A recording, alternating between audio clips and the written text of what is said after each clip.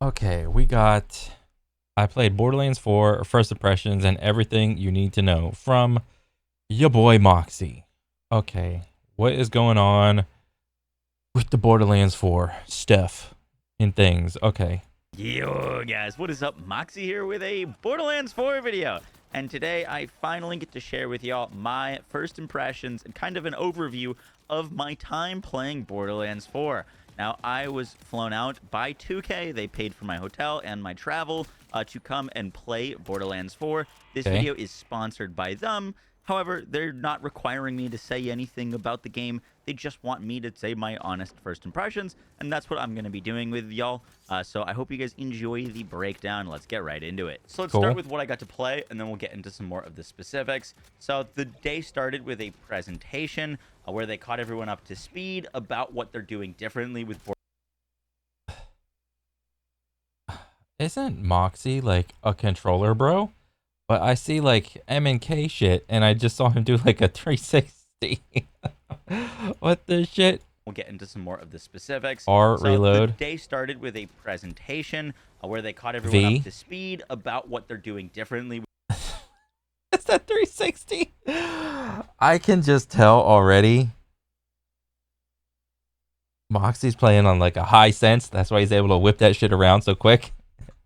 I would probably say maybe lower it down a smidge. With Borderlands 4 and some of the key standout features. Now, most of these I knew or had covered in a previous video, but there were some things that were pretty interesting that they shared with us.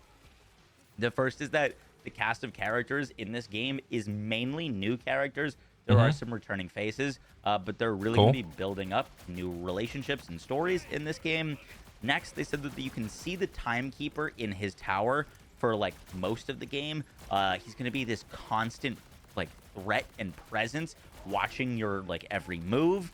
They also said that the humor in this game is going to be This gun.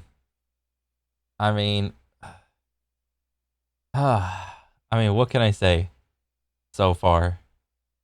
There's a lot of shit going on, dude. There's just a lot of visual clutter for the sake of immersion, understandably. I mean, it's fine. Borderlands wasn't. Whenever I played a good chunk of my Borderlands experience, it was on like the 360. Um, but like for M and K stuff, ever since I switched to PC, man, do I hate visual clutter. Like the lines up here, yes, it's for immersion lines. What I am gonna have a seizure trying to find my enemy with this little flashbang that I myself am shooting out. Um, like I could pick apart like all this shit like super easy, but just like, bro, like I am shooting out Christmas lights that blind myself. This is like a visual version of what was that one gun that I think it was in Borderlands 2. It was the SMG. Wherever you shot it, it would just scream at you. And even if you put everything at 0, you could still hear it just scream at you. This is the same thing, but visually for me. I mean, ugh. We'll see. We'll see. Be much darker and drier. They pointed out the shortcomings of Borderlands 3's humor and that it didn't land for many people, and they Maybe at least they can acknowledge it and accept it. They need some help on the humor aspect on Borderlands 3. Yep. Yes, they did. They tried really hard on the humor, and it ended up just being cringe. Understandably, like the humor was always kind of slapsticky, um, kind of like tongue in cheek since Borderlands 1, and a little more so in 2, and then 3 was just like full bore, like too much of it. So hopefully they can kind of bring back like a little bit of like the seriousness of it. I mean, it's fine. Essentially, you're playing like a Marvel movie in terms of like cadence for like the story. It's like serious, like a little joke to alleviate the tension. serious joke, serious joke, or serious like, you know, it's like the Marvel formula for any sort of like a talking scene.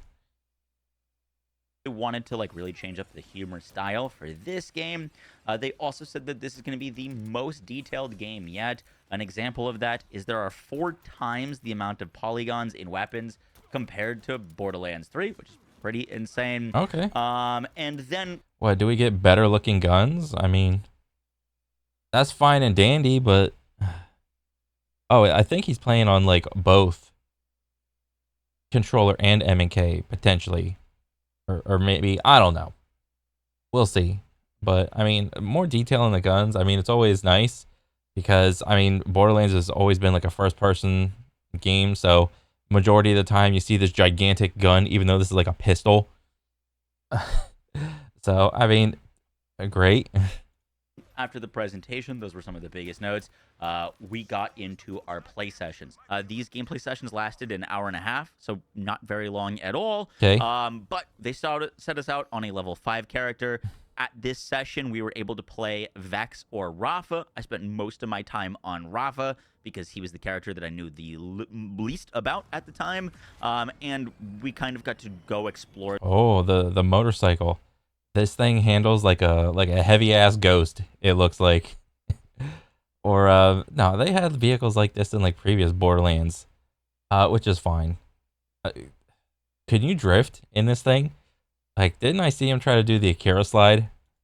Or the open world of the like first biome of the game, do some story quests, do some open world quests, kind of explore. It was pretty much up to us what we wanted to focus on. But once again, we were only level 5 for that, so you know, pretty limited skill tree build options type. Yeah, that's fine. And then because the reason it's kind of important for the game to be good at level 5 is because it's telling of the core gameplay loop that you're gonna initially experience.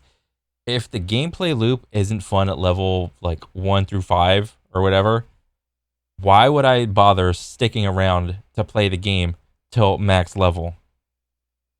Understandably, all right? So if it can't hook you in the first hour or so, probably not worth it for the rest of the time playing the game.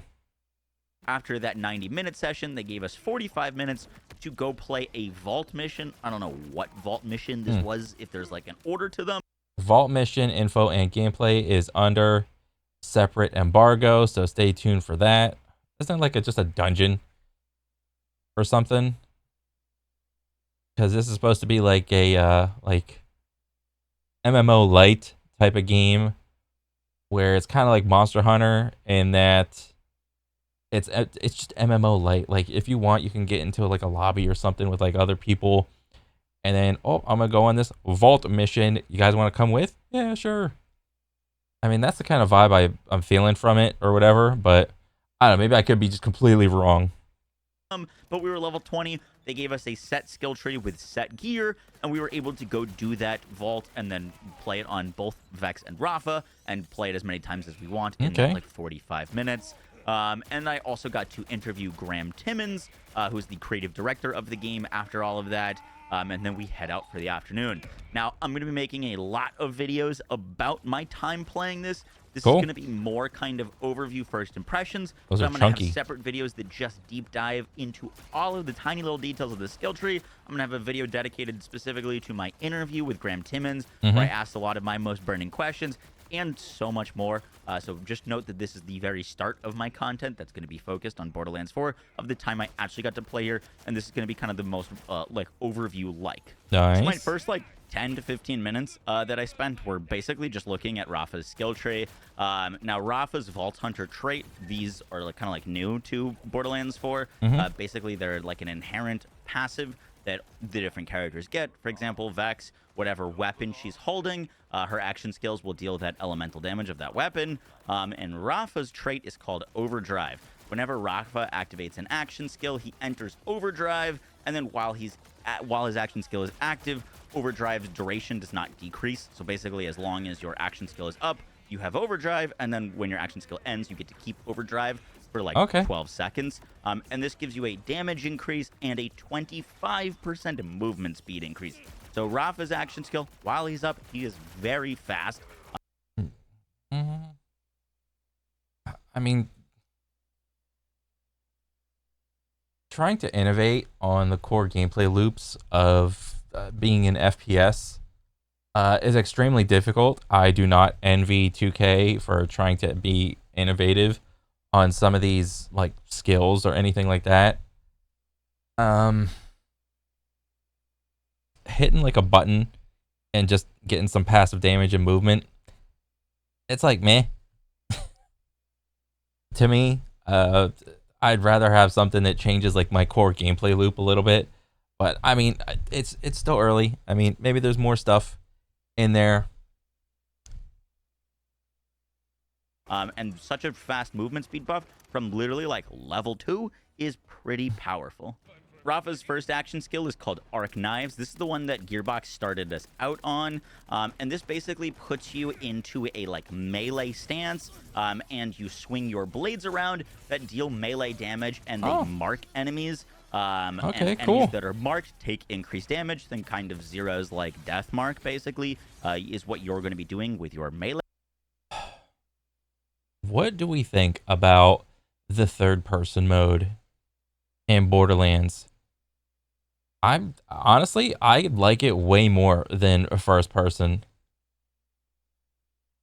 because one thing that like Borderlands tries to peddle is the customization of your character and like the head and the body skins.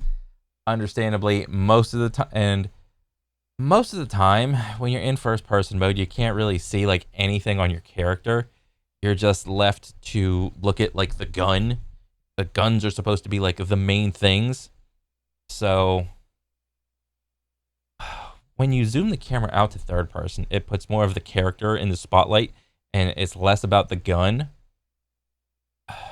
But I don't know. Like Borderlands isn't really like a third person type of game. However, I wouldn't be against trying to see like how good a third person shooter version of Borderlands could look. I mean, you put the character on display, you can see everything you just customized on it. You get to see all the unique or the cool animations that the devs put into like the character movement. Whereas, I mean, the con to pulling it out into third person is you can't really see the gun animations and the little things and all the time and effort that they put into the guns, like reloads or like just like little animations of like bullets flying out everywhere or whatever. So it's like a give and take type of thing. Eh. Melee damage, and then while you're in the Arc Knives mode, you actually have different kind of attacks. So your right trigger on controller or your like main click just does your melee attack. Your left trigger does a dash that did a ton of damage. And this is also considered melee damage. Like, it wasn't action skill damage, it was melee damage, which, you know, obviously has some pretty interesting implications for builds. And then your left bumper was unleashing your Blade Fury, which does shock damage to all marked targets and ends the skill. So this is something that you would click after or like right when your action skill was about to end. So kind of the flow of it is you dash to enemies, melee, melee, melee, dash through them because the dash did a ton of damage. It was on a short cooldown. You would dash around, and then once you had hit everything, if there were some enemies that you hadn't killed yet, you would hit your LB to detonate basically all of the enemies around you.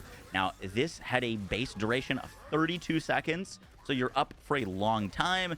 With 48-second cooldown, you could mark enemies, 4 enemies at a time, basically, or you could only have 4 enemies marked, and then you would get +6 damage per mark. So I think this was something that was like stacking. Basically, if you're hitting an enemy multiple times, you could stack marks on them to get more damage. One thing I noticed that they did in this Borderlands 4 thing is all the numbers and damage that's popping up, it's at least above like the reticle, above the sight, which I could appreciate, because in older Borderlands, the bullets, or not the bullets, the damage that would pop up, it used to be so much so that there would be so many numbers. The numbers would just block the enemy. So it's nice to see that they took that blob of numbers and just simply moved it up and out of the way in order for uh, to give the player like a little bit more visual clarity at least. So I can appreciate that. On them. And then, there was a bunch of augments for this. But just as like a base, one thing I wanted to point out is these action skills have a lot going on for them before you even get into the augments, right? Like this is already a lot of things going on for a single action skill. And that Yeah. was a theme that I noticed throughout is all of the action skills have a lot of different layers to them. And that is before you can massively change them with your augments. Rafa's next action I mean, skill was Apophis Lance. This is the one that I spent the least amount of time with just because I tried it and it didn't feel that great to me, to be honest with you. But basically, this allows you to equip an offhand arm cannon that while you have this arm cannon, you get less gun handling, but it allows you to fire a shock ordnance blast. Ordnance is this new like label of damage that's like grenade launchers and stuff. And any unused charges when Apophis Lance ends are converted to cooldown, and then you'd press the button to basically fire out and consume a charge, or hold it for extra like projectile size and projectile speed at the cost of more charges. And you would kind of like shoot this basically like lobbed shock kind of grenade explosion. And this one was not something that I messed around with too much, basically because when I only had a limited amount of time to use it. When I was using it, I would basically like hold it down, shoot it, and then it was gone. And like, isn't that kind of like about the same thing as like, what was it, like Borderlands? Was it 3? Or was it like the space one where you got to play as like Handsome Jack, and you had like the one skill where you had like the lasers over your head, and you can just like spam lasers or whatever? Isn't that like about the same thing? if you missed, you missed, and then you had to wait, an 18-second cooldown. So this one I didn't love, but it was also the one that like I didn't really get to mess around with that much. But this kind of leans in to Rafa's whole tree that I saw a big focus on, which was ordnance damage. Rafa is a character, this is something we've been wondering, is they've moved grenades and rocket launchers into this new category of ordnance where they're not going to be like competing with like gun slots basically. Okay, so that's unique, or that's like a not unique, but like a new thing. In previous Borderlands, the rocket launcher was just another gun category, something that you could also upgrade like all the maximum bullets or whatever in it, and it was a really good like AOE clearing tool. Depending on the rocket launcher, you could even like clear bosses with that. So them trying to take away power from the player, I mean, honestly, I think it's fine. It's not a big deal.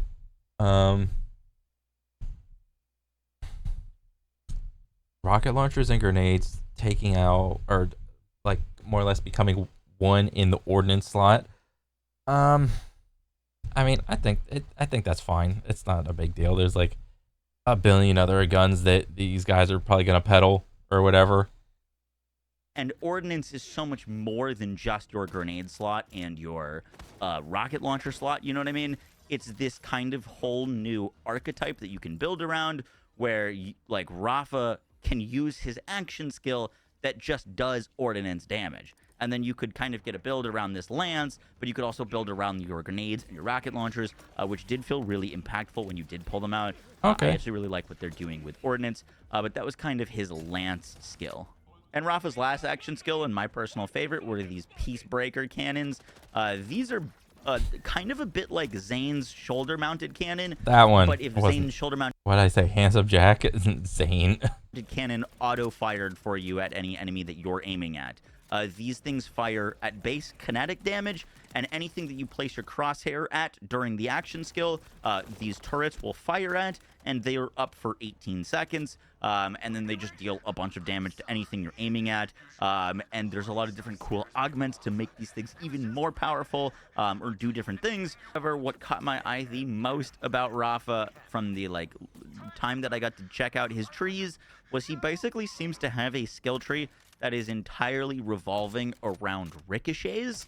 Ricochets is one of my favorite mechanics. My favorite build of all time in Borderlands 3 was Ricochet. Oh yeah, I remember. Who was the in Borderlands 2? Who was the robot summoning girl? I completely forgot. It's been so long. Eventually, you got like she had like one skill. I forgot what it was called, and all you had to do was just keep shooting your gun until the magazine like fully expired. But like your gun recoil was just a zillion, and then but the bullets did a bunch of damage and they ricocheted. So what ended up happening is you just constantly just empty your mag, and it's completely random whether or not the bullets hit the enemies. But when they did, they almost one shot the enemies. Um, yeah, I think ricochet is fine. It's like a fun mechanic or something like that. Which and Rafa has some crazy skills that allows his projectiles that he fires that are indirect projectiles, or as I'm understanding them, ricochets, to deal additional damage. And then has got a bunch of things that give him a chance to have more indirect attacks, and have all of his shots bounce off of walls. So you're getting even more like indirect projectiles. And then he had some things that allow his like indirect projectiles or ricochets to gain lifesteal. Oh He has boy. the ability to make his indirect projectiles or ricochets deal bonus fire damage. And what's even the most crazy part about it is he had a capstone skill, not like an actual capstone, but like one of the ones at the end of his tree, Lateral called lateral plinking. plinking, that gives his ricochets a chance to ricochet. His Good. indirect projectiles have a chance to ricochet. So I'm thinking Rafa with like a Jacobs, or it doesn't even need to be a Jacobs in this game. It could be any weapon that has a Jacobs part. You could do like a full ricochet build with, and that was sounding freaking incredible to me. So yeah, Rafa is definitely gaining some points on my list on what character I'm going to be playing on launch. He was looking real nice. So like one issue I had with the older Borderlands, or at least in two, which I put most of my time in, um, up until and even three, honestly, whatever like character you played and whatever like trees or whatever build that you played, almost every build was viable to like just clear all the content. The issue for a lot of these games, which understandably is a lot of games, period, which is like the end game and trying to increase the difficulty, is that whenever you increase the difficulty in a lot of these Borderland games, the enemies just end up being like bullet sponges, a bunch of health, just do more damage to you. And in order to overcome that, the amount of builds that become viable go from this to this. And if you're just like a regular dude playing Borderlands and you don't know like the meta build or whatever, you're in for like a rude awakening when you go to like OP 3, 4, 5 and up to 10. Like the builds just go like, oh, this was viable. Now only this one thing is viable. And unless you like go hunting around for like the videos that tell you this is the meta thing, I mean, it's just a pain in the butt. Hopefully, they fix that. I mean, one would hope, but I don't know. We'll see. Now, there has been a lot more information about Vex, but I do want to call out some of the things that really caught my eye in her skill tree as well. And one of the first ones was Bloodletter. As some of you may know, I love status effect builds. That's like the #1 build archetype that I enjoy in most games. And Vex, in her like at level 6, basically, you get the ability for Bloodletter. Vex has a lot of like Cool. kinetic damage attuning, or like synergies with kinetic weapons. And one of those is that her gun and skill critical hits have a chance to apply bleed, causing kinetic status effect damage over Oh, time, which is a 9%. oh, is that like a new status? Bleed? Okay, I'm all about the new statuses. Of your gun damage per second, but you could stack up 20 stacks of bleed. So unlike, like fire or shock or things like that, where it's like one status effect, bleed is something that you can stack up a bunch of. And my brain was racing with like, oh my god, what if I get like a 25 stack or 25 pellet like Jacob shotgun and just like boom headshot and a ton of bleed damage stacks up. There's some really interesting things that Vex is going to be able to do. Vex Cool. also had some really Good. interesting synergies, and to kind of give you like an idea of how Vex is going to play, like I would relate her the most to like a warlock character. She has some That's things that we've fine. never seen in a Borderlands game. Like she can apply curses to enemies and Oh! other things to kind of like piggyback off of the last. One commonality I am seeing amongst a lot of these like Borderlands videos, is that from what I can gather, it seems that 2K has tried. I mean, they already announced it's going to be like an open world game. They are trying to like Elden Ringify Borderlands or Skyrimify Borderlands by making it like a little bit more difficult, a little bit more statuses, not just, make the character do more damage with all these like passives. Which you can see they're kind of doing, but like whatever.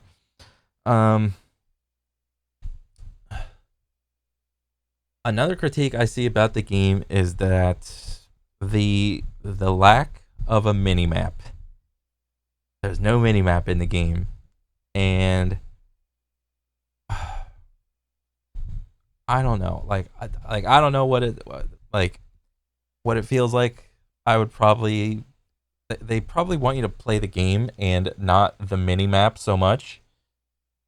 But I don't know. Maybe he'll like mention it and we'll talk about it later. But like that's another critique I see about this game is the lack of a mini map, which was in every other Borderlands. Status effect thing that I mentioned, I noticed this skill, Prismatic Ichor, where Vex and her minions, whenever they apply a status effect, you apply another random elemental status effect. So you could use your like kinetic gun to bleed enemies, but if you bleed enemies, you could apply like shock and burn and stuff like that. So you could still get elemental damage effects via, kinetic weapons, which is kind of crazy. And then you get like keen suffering so that all of your status effect damage has a chance to critically hit. So then now your bleeds are critting, all of your elemental status effects are critting. And with Vex's capstone in her fourth tree, whenever you're spawning your like clones or your specters or reapers, you can spawn a Grim Reaper, which deals status effect damage and restores health to you. Cool. Vex had a lot of tools, it seemed like, for survivability, a lot of synergies with lifesteal, and a lot of ways to get health. She was definitely like more tanky feeling than when my time with playing Rafa. Now let's get into the actual gameplay. And if you played Borderlands 3, the gameplay is like Borderlands 3, but Yeah. Borderlands 3 was a lot faster feeling. The movement that they've added to the game is kind of insane.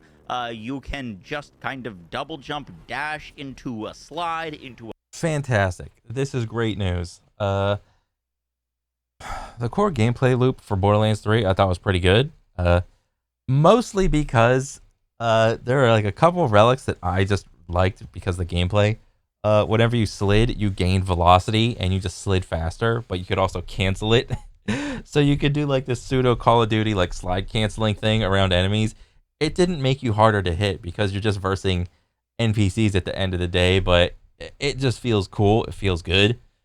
Much the same way that Doom Eternal forces the character to utilize every single movement option that you have available to you. Hopefully, these guys could kind of capture a little bit of that and force the character to utilize all of your movement options. Because if it's just like enemy on ground just shooting at you, that's not like the worst thing in the world, but I don't know.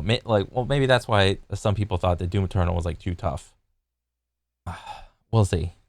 A grappling hook, and you can chain all of these things together to feel really fluid. The gunplay feels like, a slight improvement from Borderlands 3's gunplay. Good. And the enemy variety that I was fighting against felt new. There's new enemies that bring new challenges, and we'll talk about bosses in a second. But this is where some of my first concerns started to arise, is when I started to play gameplay. And the first was, I have classically played Borderlands 3 on controller. Since then, I've basically moved back to mouse and keyboard for most. Good. Fantastic. What an absolute Chad. Moving to the one and only input that is worth a damn, even in PvE games. All right, it's still better. Now you just got to learn to steady your hand and aim. Games, but I tried Borderlands 4 on mouse and keyboard and controller, and maybe it was just the amount of time that I got to play, which was very short. I didn't get to set up all my settings, but I was having a real hard time getting a sensitivity that felt good. I kept having to tweak my sensitivity on both mouse and keyboard and controller because I went back and forth between the two. And well, that's not very reassuring, 2K.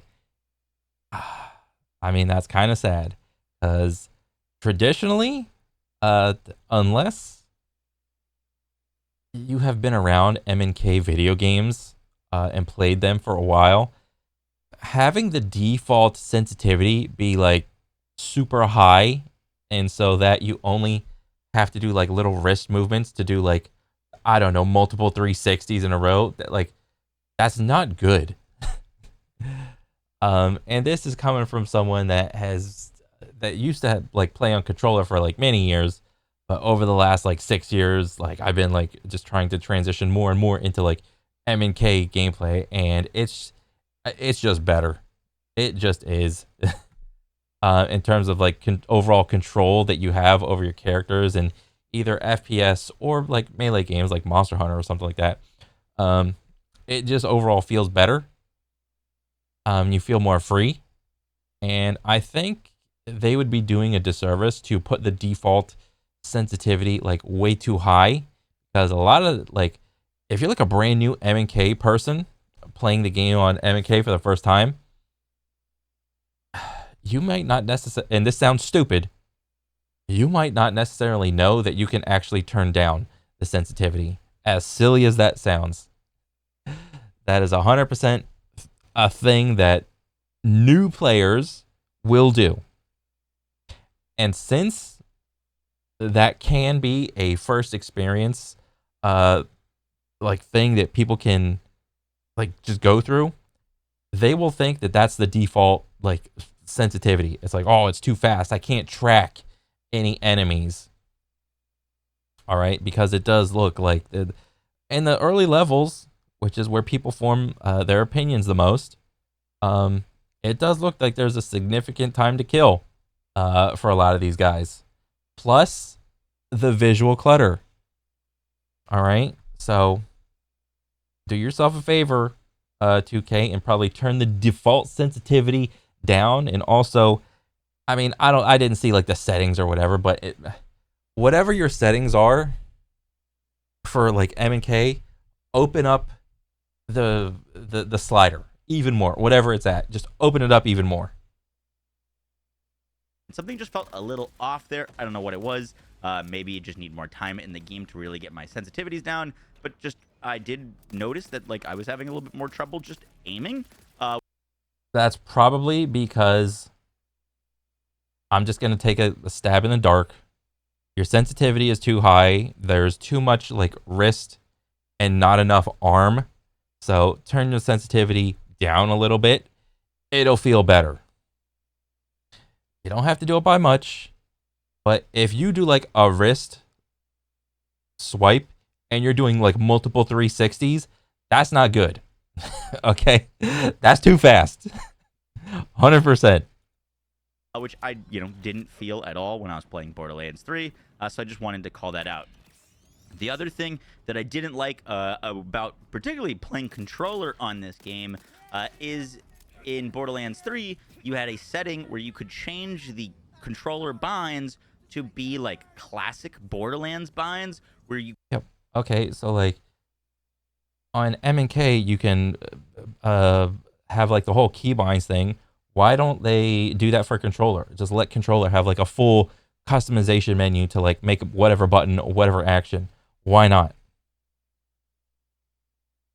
You could use the D-pad to select what weapon you wanted to use. So if you pressed up on the D-pad, you could then, get the weapon that was in the top slot. If you press down, you get the weapon in the bottom slot. Yeah. With all of their changes to be able to summon a vehicle out in the world with the button for the rep kit and Yeah, I'm just looking at this. I don't even know whose gameplay this is, but they're on M&K. It looks a little too speedy for him. everything, they do not have the ability to have your keybinds on controller to do the classic Borderlands wheel where you can choose what weapon you want to select. So, now you have to either cycle through the weapons, or you can kind of hold the weapon swap to pull up a weapon wheel and then go and click up or click down to get the weapon that you want. Not the biggest deal, but as a controller player, I was kind of sad to see that classic Borderlands controller layout where you can just hit the D-pad to instantly swap to exactly the weapon that I want to be gone. The reason that sucks is because a lot of times in older Borderlands, you would prime or slag up your enemy, and then they would turn purple or frost or something, and that would make it so that it's a debuff that they have to take increased damage, and then you can swap to your other gun to just launch a couple bullets and just almost instantly kill them. All right, that was a pseudo gameplay loop that the older Borderlands had of slagging up your enemy, swapping to a different gun, and then if your enemy had a red health bar, you use fire damage on them to capitalize on the weakness of it. Or if they had a yellow health bar, you slag them up and then you fire some corrosive stuff at them to capitalize on the weakness and the damage debuff or buff, whatever. And then it was always a decent practice to have what was it, your slag weapon, some fire weapon, and then either a shock or a corrosive weapon. It just depended. And then what was it, your last weapon would be a rocket launcher to help get you up instantly. That was a general gameplay thing that you could do. But with that and them changing around the ordnance slot with the rocket launchers and stuff, it seemed with the implementation of the statuses, it does seem to kind of indicate that there's going to be more enemy variety in the game, and with that, it seems you want to have more control over which gun you are using instantly and about to swap to. And so not having that instant control and knowledge of this gun, then instantly that gun, instead of cycling I don't know, up on the scroll wheel. I don't want to scroll for weapon swaps. All right, that just doesn't feel good. Gameplay issue that I was having was actually with the compass. Now, there's been kind of a tirade on Twitter, mainly by Mr. Killer 6, about the dismissal of the minimap, which has been a feature in Borderlands 2 and Borderlands 3. Here we go. The introduction of the compass that was in Borderlands 1. And I do have to say that I was entirely on Team Compass leading up to getting to actually play the game. Ooh. And maybe it's just something that I'll learn and get more used to as I play more. But I was finding myself kind of struggling to use the compass. And that was mainly because a lot of the times when you would point in a direction, the compass would point at 8 different icons all at the same time. So this is what I was talking about with the Elden Ringifying of the game, or Elder Scrollsing of the game. A lot of times in those games, they would have a similar thing, and probably what 2K saw is those games are all open world. They all don't have a mini map. They just have a compass to indicate some stuff that's going on. Which is fine. However, all of this stuff, all of these indicators are so foreign. So I think just from what I can see, it's locations have are on the top of this line, and then beneath this red line, it's an enemy. So you see there's one right in front. You see a red dot right in front. Which is fine. You have this general big old 90-degree a cone right in front of you to show like where the enemies are. But unlike Skyrim, Oblivion, or Elden Ring, uh, I would be hard pressed to try to remember if there were any instances of enemies spawning behind me. In Borderlands, whenever you pull up to like a town, a city, or like a village or whatever, there'll be like some initial enemies on the map. And then what ends up happening a lot of the times is that enemies will just spawn behind you. So what I ended up having to rely on was the mini map. Like I would be playing the game as normal, looking at like whatever's ahead of me, trying to figure out, oh, that's over there, that guy's over there, play on like potentially max FOV. And I would also glance at the mini map because the mini map showed you all the enemies that spawn behind you. Because unlike Skyrim or Elden Ring, enemies don't spawn behind you. All right, now I think I've seen this before a little bit earlier in the gameplay. There is an enemy damage indicator, but I think I saw that it was light blue. And that's not a good color to contrast against this, whatever this blue bar is, what your shield thing, all of this light blue stuff, light blue icon, light blue action skill ultimate, all of this light blue bullshit, light blue. Sky is also light blue. Okay.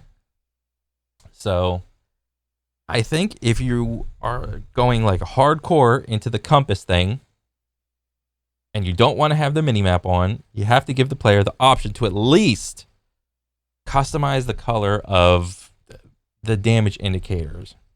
So like if you take like a couple shots behind your head, like ooh, ow, ooh, there's gonna be a little triangle that shows up like pointing like back that way, buddy, or whatever. All right, have that shit show up like red. And this is why I say like let the player customize the color. All right, just because a lot of the times from what I see, the sky is blue and grass is green. All right, so you don't want either of those colors there. All right. You don't want a blue or green damage indicator that you're taking damage from your backside. And potentially maybe not even red, because you have like a big old word of critical right there. Big old red line of health right there. A big old red line of you're in combat, taking damage already. And God forbid you're doing fire damage. You see the red numbers of like the fire dots ticking or whatever. All right. So maybe get a better handle on this like damage indicator thing. And it was kind of difficult to understand, then like navigate to which one you wanted to get to. So kind of just like showing up on screen right now, you can see on my compass, there's like 4 different icons, all in the like exact same kind of direction, and they're all overlapping. And I asked Gearbox specifically, hey, can I like control what pops up on my compass so that like if I don't care about like vaults. So I don't know what their answer is or was on this. They probably put the icons there because they want the player to care about the icons. And like, let's say you pull up to like some point of interest, some POI, because a couple icons there, eventually we'll learn what all their meanings are. But they probably want you to pull up onto a POI and explore the POI a little bit. They don't want you to know exactly like where everything is at in terms of like, with elevation and whatnot. But hey, check out this POI, see if you can find the little like path that we have put out for you to just discover how to get to this little icon. That's probably their intention with that. How well it's going to be received, I mean, it seems very divisive. Anymore. I don't have to see them on the compass bar. And they said that it's not an option. So, maybe it's something they can add for launch. Ooh, not an option. But I was, having a little bit of difficulty navigating not only out in the world with the compass, But also, I was finding myself just looking at the top bar when an enemy was shooting at me from behind, because there were sometimes it was hard to, like, I was looking at new enemies and new allies. It was hard to differentiate what was an enemy and what was an ally. A lot of times I was just looking up at the compass, trying to line up my, like, little center dot in the compass where an enemy was, to kind of pinpoint where I should be aiming and where I should be shooting. What? Did you just say you're looking at your compass to figure out where you're aiming and shooting? Well, you shouldn't be doing that. So, like, from what I can see and gather, like, Borderlands is like the type of gameplay loop that Borderlands has. The core gameplay loop is fine, but what ends up happening with the core gameplay loop is all the enemies are never just like right in front of you. All right. What ends up happening, enemies get behind you. You have to turn behind. Enemies are like in the front or in back, or enemies are like everywhere. They're popping up on top. They're popping up on bottom, poking their head out of whatever little crevice that they're hiding from. And you end up, it ends up being like a little mini arena that you fight enemies in. But then what happens is that at the end of the little fight, is that you lose your like body kinesthetic awareness of like where you were supposed to be going. The reason why it works in Doom Eternal with that style of gameplay of enemies are like seemingly everywhere around you is because whenever you do a mission in Doom Eternal, each mission is more or less just like a straight line. Go from point A to point B. You can't get freaking lost. I don't know how Dark Ages was. That's supposed to be open world, but don't care about that. Whatever. So when the path is just set to be essentially like more or less like a hallway, you can't get lost in a hallway. You can get lost with what do you call it? High like fast-paced gameplay. You can like lose your sense of direction looking around everywhere. It's very easy to like lose your sense of direction. So you start the fight, do like a bunch of 360s, you clear all the enemies, and you're like, oh, which way was I going? Fuck. Hopefully they have like this little, and I think maybe this is this is like the main quest, what do you call it, like indicator right there. It's a little blue diamond. You locate the blue little diamond right there on the compass, and then, okay, it's somewhere up there, or maybe it's down there. I don't know.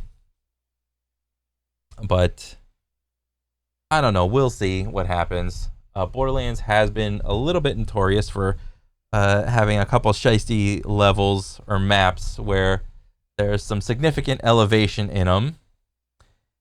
And if you look on the mini map, you can't even tell where you're supposed to be going. And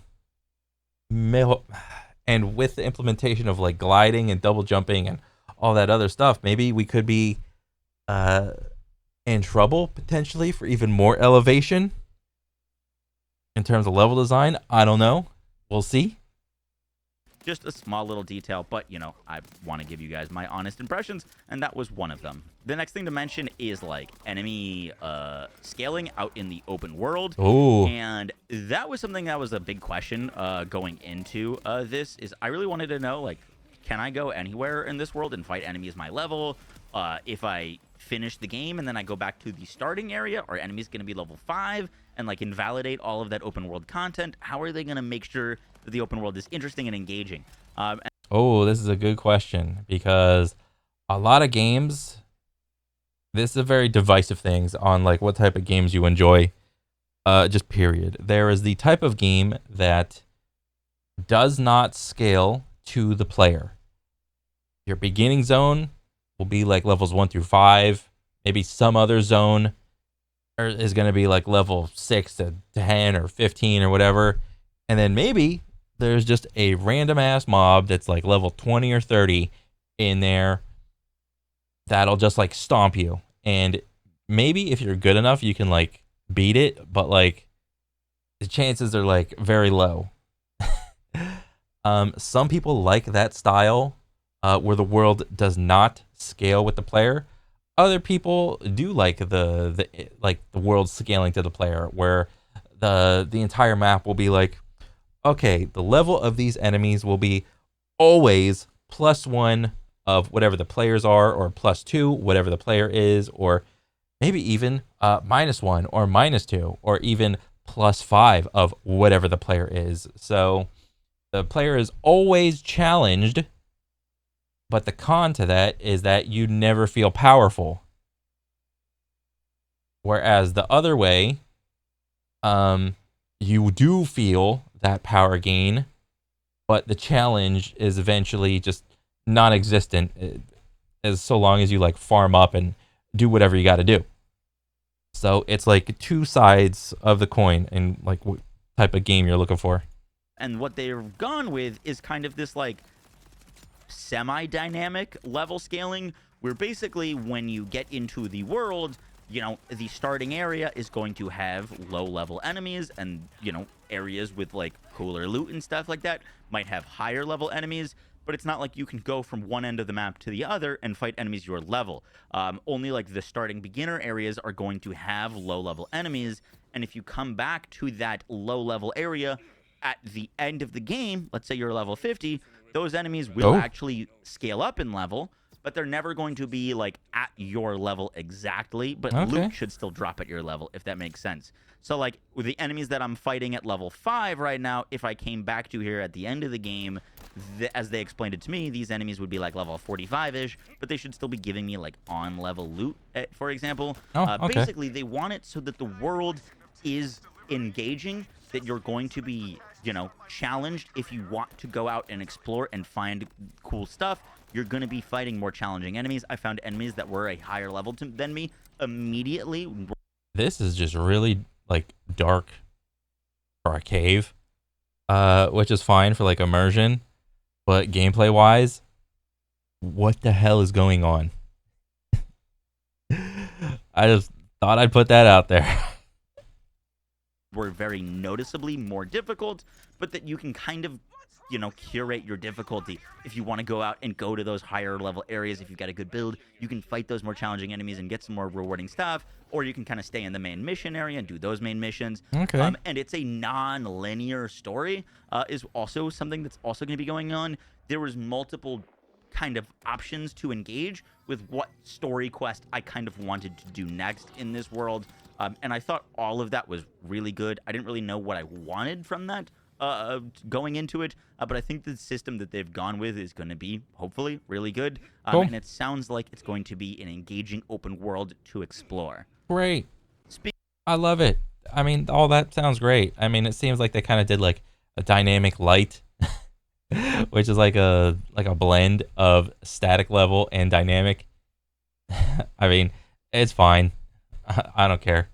Speaking of engaging open world, after I had finished my, like, you know, main 90-minute session and had done the vault a few times, I jumped back into my, like, level 7 character, and one of the devs, Graham Timmons, who is sitting next to me, was like, just go out and explore, you know, go see what you find. And that's exactly what I did. I hopped on my bike, and one of the really cool things about this game is the, like, quest structure that they seem to be going with is there's going to be a lot of stuff that just pops up. Things that you're not actually seeking out, but things that are going to happen in the open world that will drive your attention elsewhere. Oh, and this is the map. All right. I mean, it's a pretty good looking map. I mean, it's a map.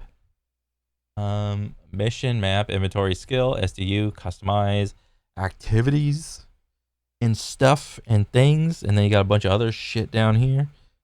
That's a map controls. It looks pretty good.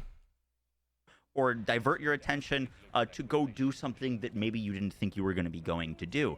And I found this in like a huge example when I was just driving around. I picked a random direction and I started going that way. And while I was driving, a burning ship started flying through the sky, and I could obviously tell that, you know, it looked like it was going to crash somewhere. And as I was driving, I saw it drop a go get that package. Go get that thing flying. And so I kind of went and followed the smoke trail from where the ship went down, and that's what ended me in a huge kind of salvage wreck mission.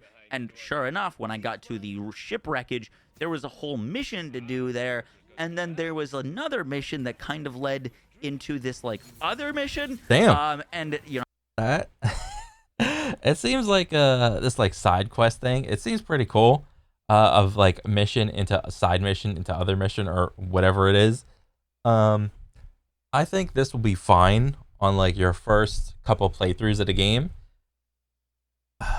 But like what do gamers do that eventually like it ends up happening? It's like eventually we data mine everything. We figure out what's good, what's bad in the game, and then we figure out, oh, nothing good can drop out of that thing. Just fucking forgo it or whatever. I think these little side missions will be fantastic, and that you should probably end up doing them on like your first couple playthroughs of the game. But then, if you're gonna do something like a high replayability, like play all the characters to like max level, and we'll figure out whether or not they're like engaging enough. you know, I didn't plan on going to do this, but it got me in this like crazy quest chain that I ended up exploring this whole like underground area, because where the ship had crashed, there was a drilling site, and after I had like basically turned off the drills, I was able to go underneath where the drills had been mining and find a secret camp infested with a bunch of enemies and get a bunch of cool loot. And this is just one example. Obviously, I only get to play the open world for like, about 2 hours. Or potentially it's just like a script. Like when you pull up to like a certain area, this event plays, and you could choose to either do it or not. This is like the most elaborate side quest, which I think is fine. But it does seem like not only is there going to be your like main quest structure, but there's also going to be a lot of dynamic events happening in the open world, such as the world bosses, which I personally did not get to experience, but other players in my play session did. And I'm just so excited to explore this world. I feel like I got to see basically none of it in my time playing. It genuinely seems massive.